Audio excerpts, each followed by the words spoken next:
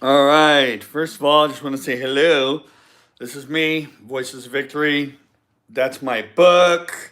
The name of my book, as you can clearly see, is The Beautiful Flaw Embracing Imperfection for Real Growth. Today, I'm doing my very first live. My very first. There's many different lives that I've done, but not vertically, not in this format, not from my phone. And that's because I hit 52 subscribers. We're going to talk about many different topics today, and this is probably going to be roughly, I would say, close to about a half hour long. Take it or leave it. If you like it, great. If you don't, share it with somebody else, maybe. Maybe someone else needs it more than you do. That's fine. Totally okay. We're going to go over several different topics. And today's topic literally is the power of self talk. The power of self talk. There are many different ways that you talk to yourself. Okay. Now, I'm not saying you actually have a conversation with yourself. We're not talking about a psychosis here. We're talking about the way we coach ourselves with self talk, how we speak to ourselves in the privacy of our own mind. Okay. What you say to yourself in your head all day long, in the privacy of your head, has a strong impact on how your life will actually operate. So the first thing that I want to bring up to this is that I want to use sports as an analogy. Okay, we want to use sports as an analogy, a simple analogy. So first person talk is like playing in the game. So when you use statements of I am this, I am that, you've seen it. There's self talk, there's affirmations, anything that begins with I or I am. These are things that get reinforced into your identity. The very first letter of identity is the letter I. And when you say I am this, I am that, I am, and you start throwing I and I am all around, then what happens is those things, it's like being in the game. If we had to use sports as an analogy, it's self-referential. In other words, it's attached to your identity. It's very close to home emotionally. And it's like being in the game. Whereas the second person self-talk is far more stronger.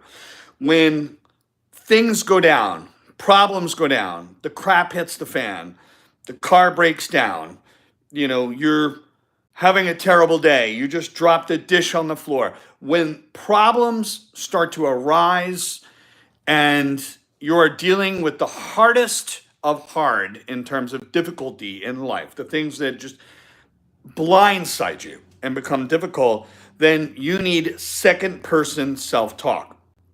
All right. And what happens is when you're using I this and I that, I this and I that, they don't really support you too well in terms of when their problems are high stress. Okay. So when things are high stress and you start using I statements, they're effective, but they're not nearly as effective as second person self talk statements. Okay.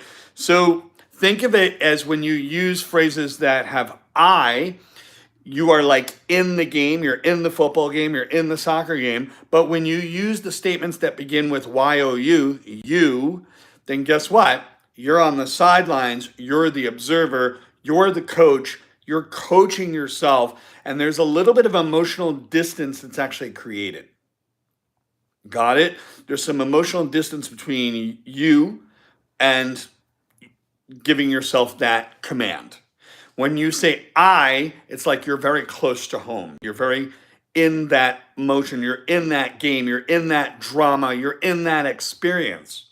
Whereas if you use you, you're stepping outside of that and you're coaching yourself from that place, from someone that's authoritative on the outside, right? And that's the power of it. It's extremely powerful. And if you practice this, and to be honest, it's not a silver bullet. You can't just do it once. It's got to be something that must be practiced literally 24 to 48 hours straight.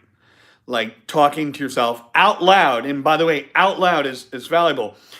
If you decide to do it in the privacy of your own head, that's great. It will work. It'll still be functional, but it's not nearly as powerful as speaking out loud because of the two parts of the brain, which is Broca's area and Wernicke's area. One is responsible for our understanding ourself, and the other one is the vocal aspect of our brain. So when you speak out loud, you activate that vocal aspect of your brain as well as the comprehension part of your brain. And that's the beauty of it. That's why it's called Voices of Victory, because you use your voices in certain ways, right? So when we talk about that, let's take a look at the difference between these two statements that I'm going to bring up as an example. We'll use the difference between I am and I am expressing. I am expressing. Okay. So, for example, if you say I am angry, that ties the emotion to your angry. You'll just get more angry. That's it. Now, anger is an expression. I get it. And anger can be expressed in a healthy way versus unhealthy. And the thing is some people will just keep saying, I am angry. They'll get themselves so riled up. Because the more you say, I'm angry, I'm pissed off, I'm this, the more you say that, you reinforce it.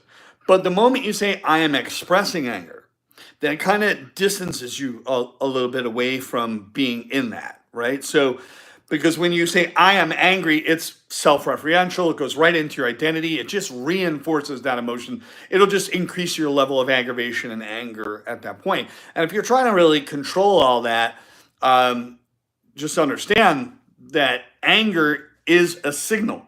At the end of the day, all emotions are a signal. And quite honestly, when they're a signal, it's all about how they're used, how we actually utilize them. Okay? And when you're angry, anger is an expression. And it can be a healthy expression. And that's the thing. We have to make it into a healthy expression.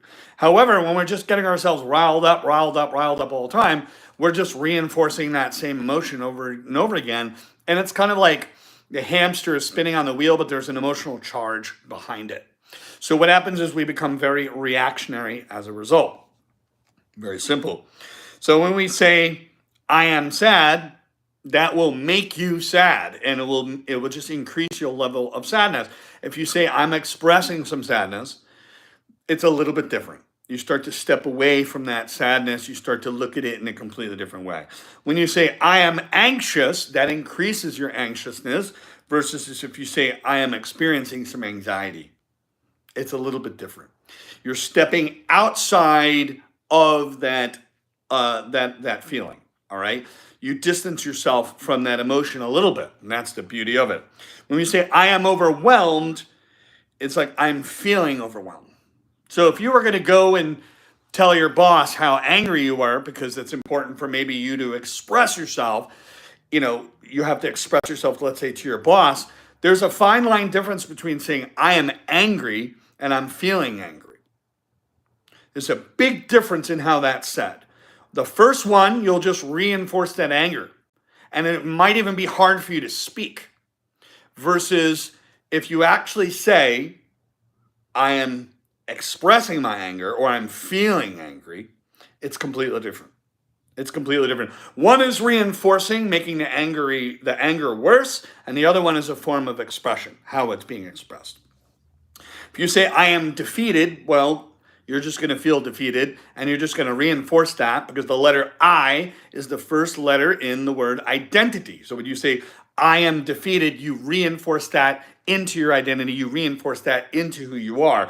When you say, I'm noticing a sense of defeat, or I'm feeling a little defeated, it's different. It's completely different. The expression of the language and how it's attached to that emotion is different. That's what I want to say. Now, when we get into the more powerful statements, so these are the statements we discussed, by the way, for those of you that are just coming on board now, we discussed statements that begin with I or I am, and those are reinforcing. They reinforce into the identity. They're good for installing beliefs, but where they're not good is if you're angry and pissed off and you say, I'm angry, I'm pissed off, you're just going to reinforce that, make the emotion even worse. Right? Make it even worse. Now, keep in mind, it's not about ignoring our feelings. We don't ignore our feelings. We don't push our feelings away. We feel our feelings. We feel them. We experience them. And we move through them. All right? What's different about this is that ability to communicate to other people, to actually express your feelings in a healthy way to other people. Because if you're on the job and you're extremely angry and you say, I'm angry, and you're just going to let loose, your anger is going to get out of control very quick because you're just saying, I am angry. But if you tell your boss, I am really frustrated, I am experiencing a lot of anger right now because XYZ, it allows you to be more expressive about it versus, getting yourself so riled up that you're going to throw something against the wall. There's a distinguished difference here. There's a very distinguished difference between I am angry, something that's reinforced into the identity, and I am experiencing anger. Completely different. And when you get into you statements, Y-O-U, starting off with you, the you statements are great. Now remember, when you use I statements, it's like being in the football game. When you use statements that begin with you, Y-O-U, you're on the sidelines. You're the observer. You get to observe. You're coaching yourself. Think of it that way. You are coaching yourself from the outside. There's emotional distancing between the situation and what's going on, right? There's emotional distancing between you and the situation. So when you coach yourself with you statements, Y-O-U, it's very powerful. You can do this, for example. Even for 10 minutes, you can do this, right? You don't feel like working out? You can work out. You can go work out. You can do this. That's it. Now, if you get emotional resistance with that, that's because maybe your reasons aren't strong enough, which we'll get to in a moment. You deserve to feel better after this. You deserve to feel good after this workout. You will feel accomplished. You will feel good, right? So starting off with you, these are coaching self-talk, second person language, coaching language, okay? And that's what it's all about. Now, other ones would be like, you've pushed through worse moments. You've pushed through this. You can push through this again, right? Very important. You'll thank yourself when the workout is done, right? You're stronger than what you're going through right now. Or you're stronger than the excuse you're trying to give yourself, right? So what's powerful about these is that you're on the sidelines. You're stepping outside of that emotional resistance and you're giving yourself a directive, okay? And it needs to be practiced. You cannot practice it once. I'm sorry. Softness does not get a vote from me in that. No way. You cannot just practice it once and expect it to be a silver bullet.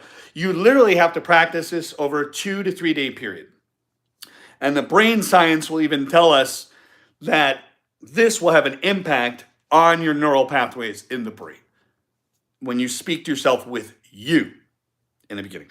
If you're trying to install a belief, you can use the I and the I am. You can say, I choose. That's great. Or I give myself permission, because a lot of people feel that they don't have permission to do something. I give myself permission to do this, right? So there's a lot of belief installation with those I statements, but when it comes down to the you statements, they're stronger. When the crap hits the fan in life, it's going to be the you statements that get you through it. Let me give you another example. If you're a rock climber, you're climbing a rock face, and you're on a harness, you're hung up there, it's going to be that statement of you need to get to that next plateau, or you need to just stretch a little bit further, or you need to move a few inches more, just a few inches more. You need to move a little bit more, right? You need to push a little harder. You need to put your foot in the right spot. And what will happen is you'll be able to move through that. But we don't do that. When it comes to anxiety, we use the word I. I'm going to fall. I'm going to fall. I'm going to fall. Oh my God, I'm going to fall. Or if I'm shaving myself, I'll say, I'm going to cut myself. I'm going to cut myself. I'm going to cut myself. There's a real high chance, due to the fact I'm reinforcing that anxiousness through I statements, that most likely it's not a matter of esoteric manifestation. I will wind up cutting myself out of sheer nervousness and anxiety. Really quite simple. If you're a person that has anxiety or depression, using statements that start with you are going to make a massive difference. That's the first thing I want to bring to the table. Now let's talk about the foundation. The next section is why, getting into why. So if you want to go work out and you tell yourself, well, you need to work out, and there's still a level of emotional resistance inside you. That's what may or could happen. Well, when you have that why, it's important to understand that why is a reason, Okay, if you're going to go exercise, you've got to have a reason why you want to work out. And then you have to have 4 supportive reasons, 4 supportive facts behind that. So, for example, why do I want to exercise? You're going to say it reduces anxiety and boosts serotonin in the brain. That's a solid reason. It builds physical strength and it's good for my mental health. It enhances focus and productivity. It improves my sleep quality because I get tired afterwards. It builds discipline, which carries over into other areas of my life. You see? So you have your main reason why I want to work out, and then you have 4 or 5 factual reasons. And the more factual they are, and the more passionate they are, the better off it will actually be. So this is going to be the most important. But when people say, like if I were to say I'm a public speaker, right? So if I say I am nervous about this presentation, I'm reinforcing that nervousness, right? But if I say you can do this, you've rehearsed this enough, you've practiced this, you're a good speaker, you're confident enough to actually do this, right? This is not a matter of lying to yourself. We're going to say you got this, you're able to do this. You can actually achieve this if you just make the effort, right? So it's not a matter of lying to yourself. This is not about pasting yourself up as something completely opposite. You're providing yourself with some confidence or at least some understanding of, you know what? You're going to get through this. You're going to challenge yourself. You can challenge yourself by speaking today. You can focus on the delivery. And that's the thing where people mess up in public speaking is what do? They get afraid. It's all about how do I look, right? Getting back into the identity. How do I look? I must look horrible. I must have a booger on my nose, right? All these different kinds of anxious thoughts. We get hooked up in the I statements, and all we're really doing is reinforcing that. But when we get out there, we say, you need to focus on your presentation, not on how you look. That's where the big mother of all mistakes in public speaking comes from, is because people are concerned about how their appearance is. They're not focused on the quality of their speech and the delivery. They're worried about this, that, and the other thing. Now, what creates that lack of confidence is simply merely because they haven't rehearsed. Learning rehearsal, mental rehearsal, as well as verbal rehearsal. That's what it's all about. So important. So now, what I want to say finally in closing is that when we are recapping some of these key points here, is that we want to separate those emotions from the identity. When we say, I am angry, you reinforce that anger, you make it worse.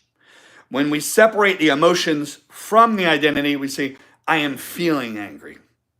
So I'm able to express that to my boss in a more healthy way versus trying to throw a stapler against the wall and reacting and like overreacting. And that's what the thing is, it's a preventative maintenance against overreaction. That's what that's about. So the psychological statements that I want to bring in here is that the I am statements, they influence self-concept. And they draw from cognitive behavioral therapy. Okay, that's where it's drawn from. It's real simple. Now, we want to take also a look into the role of compassion. With compassion, see, the opposite of judgment is compassion. So when we have a weapon against our judgment, because if you're judging yourself all the time, right? How do I look? Do I look horrible? Do I look this? All these self-judgment inner dialogues, they come from a place of judgment. They're not coming from a place of self-compassion. Very important. So the role of self-compassion is when you use the statements that begin with you, Y-O-U, then that is drawing from what we call self-determination theory, which allows for that self-compassion to come in.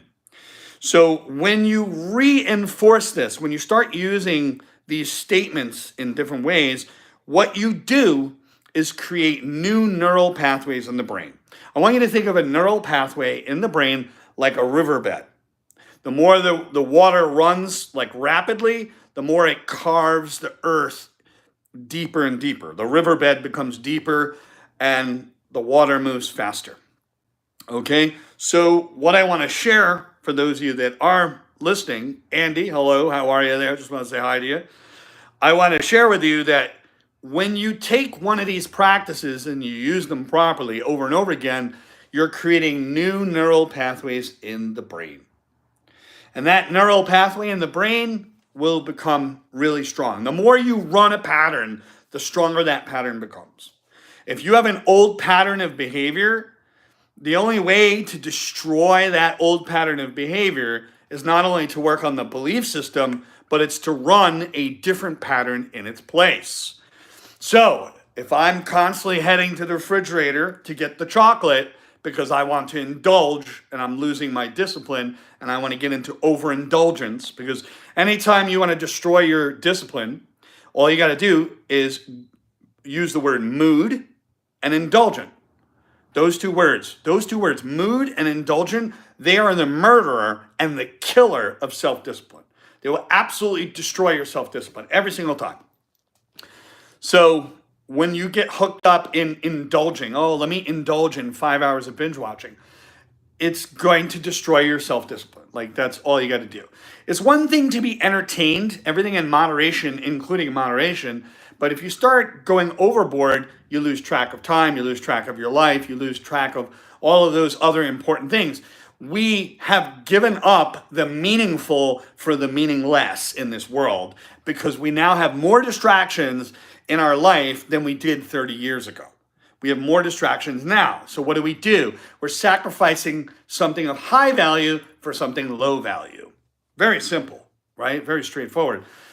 So that's what I mean by indulgence and mood are literally the murderer of self-discipline. So if I'm heading to the fridge and I have a choice between chocolate and the broccoli, the moment I get to that fridge and I open it up, my brain has about 3 seconds of self-argument. Okay, you'll say, do I want the broccoli or do I want the chocolate? And your brain will go through that toggling for a few seconds. And you literally have 3 seconds until your brain is compromised. 3 seconds until the brain goes into inner civil war and it is absolutely compromised. All you got to do is say, you need to eat healthy, choose the broccoli. You, using you, not I need to have the broccoli. You need to have the broccoli. Out loud. The power of speaking out loud is you use Broca's area of the brain and Wernicke's area of the brain, which is responsible for the speech portion of how we use our speech, as well as the way we comprehend ourselves. We're speaking out loud to ourselves, right? So very important, very important. If we start using you with other people, it can become very blamatory. For example, if I'm having an argument with my spouse or girlfriend, and I say to myself, you need to wash the dishes. You never do this. You never wash the dishes. You never do that. It's blamatory. I'm starting to blame them. So that will set you up for a massive argument with your partner. And when you start loading up the conversation with you never do this, you never do that. Whether it's true or not, it doesn't matter. What matters is how you're using your speech is aggravating the situation. You're not bridging the gap of that relationship. You're actually hurting it. And that's what you need to understand. Is that language is a tool. It's an absolute tool. So anyway, for the most part, I hope you appreciate this very first live stream. Obviously, when this is done, the good news with this is you get to watch it again. You get to go back and watch it from the beginning and have that. I mean, if you have any questions, you could always put them in the chat, and I'll do my best to answer them, whether it's now or later. I'll be able to kind of pop in there into a little bit. My podcast is Voices of Victory. You can get me on Podbean, okay, podbean.com. You can listen to Voices of Victory. I'm going to have at least 400 episodes, okay? And this is my book, which is over here, The Beautiful Flaw, Embracing Imperfection for Real Growth. This is probably by far one of the best books on perfectionism. And I'm not here gloating and saying that I'm incredible or I'm the best. I'm not going to stand on a soapbox and say I'm absolutely incredible. What I am going to say is the people that have read my book have actually been healed and actually really were happy with it and say, you know what, I really got a lot out of it, and I've healed that perfectionist part of who I am. And they were really happy with those results. And the reviews showed up later, which was great. So if you're a perfectionist, then essentially this is the book.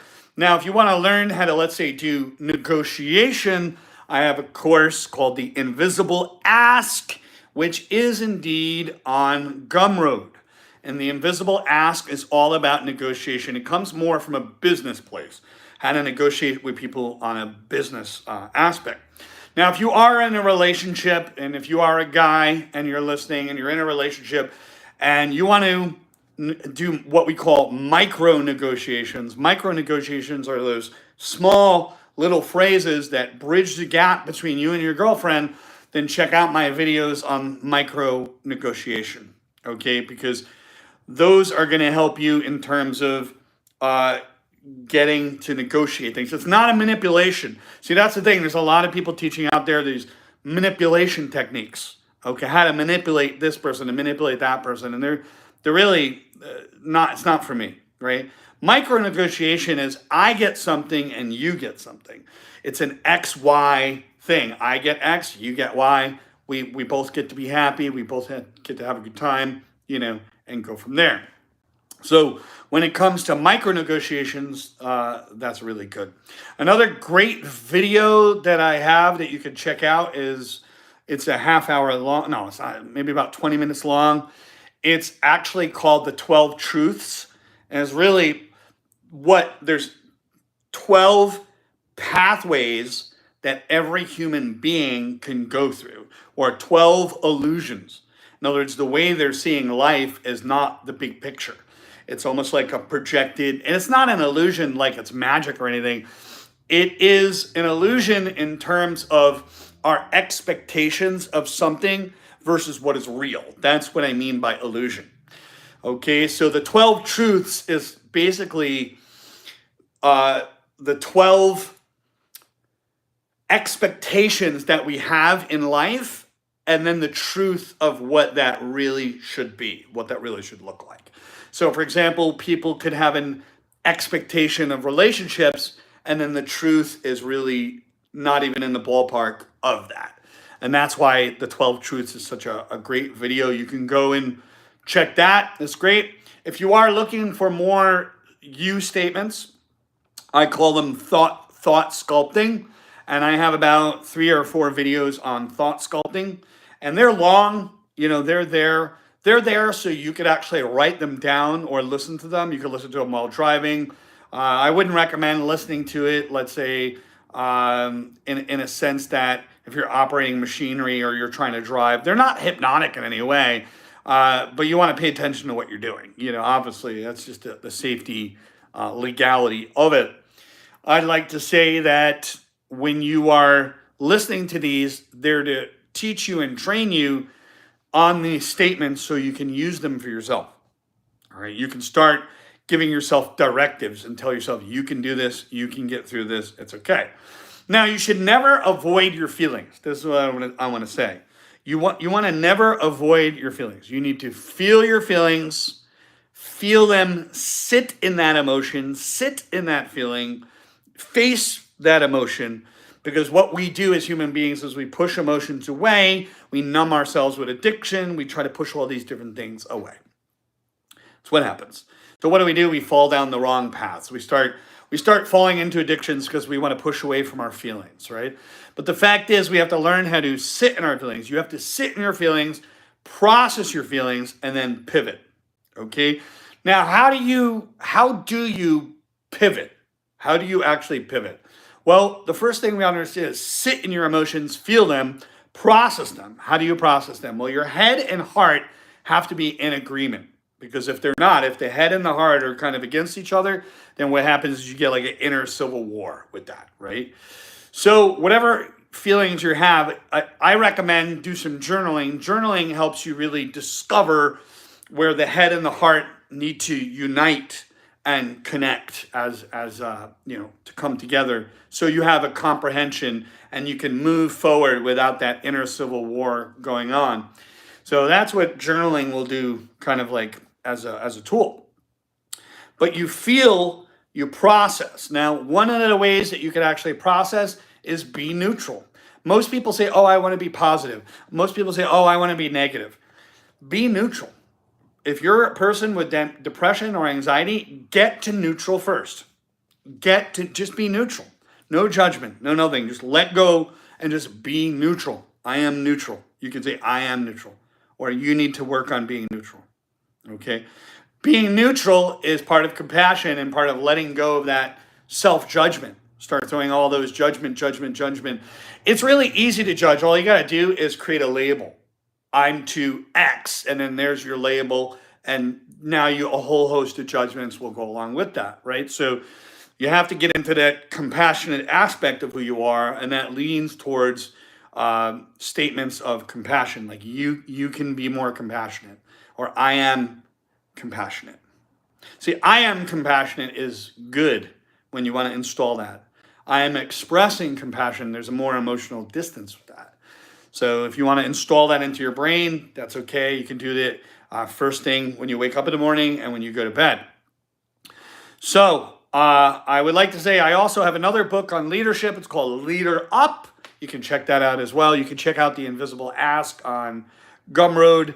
That's pretty much it. It's a nice long half hour, good old live stream, one of my first live streams. And we are done for today. So don't forget to like. Here's what we do. Like, subscribe, and share this with people. Like, I want you to think in your mind the people that really need it. That's what I want. Like, I'm not out to make the whole world happy with my channel. No, absolutely not. I have no desire to make the entire world happy with my channel. My channel is all about a certain vibe. And with that vibe comes a certain tribe. And that's it. I'm not going outside of my values with that because I live a value-driven life. That is me. That is my approach. I'm not going to compromise the value of what I do. I'm not going to do that. All right? I'm going to work really hard. Values do change and they can adjust or, modify. That's fine. But I will have the core essence of what I want this channel to be. I want it to be helpful. I want it to be supportive. And of course, I want to raise awareness. Thank you very much and have a great day and see you on the next live. Take care now. Yeah.